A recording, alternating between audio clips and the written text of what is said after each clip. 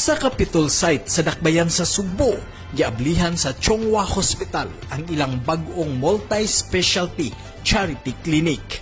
Sa pag-alayon sa Cebu Provincial Government, ang multi-specialty charity clinic sa Chonghua Hospital libre nga mohatag og serbisyo sa mga kabos nga pasyente. Ang multi-specialty charity clinic nagtanyag og free medical consultation gikan sa mga espesyalista nga doktor sama sa pediatrics, obstetrics, cardiology, oncology, neurology ug uban pa alang sa mga kabos nga pasyente.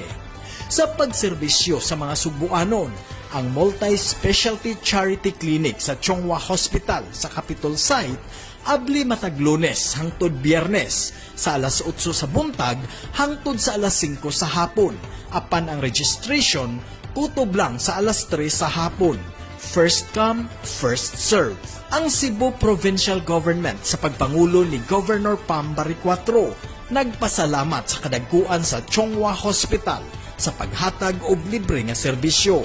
Si Capitol Piso Consultant on Health, Dr. Nikki Catalan, dako ang pasalamat sa mga pribadong pundok nga nitabang sa pagpalambo sa healthcare services sa mga Subuanon.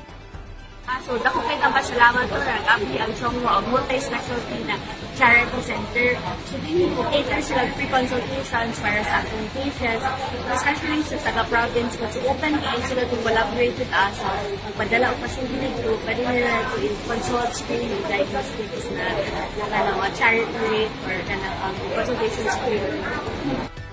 Manginlabot magpakabana tungod kay ato ang Subo. Monching Auxdero, Subo News.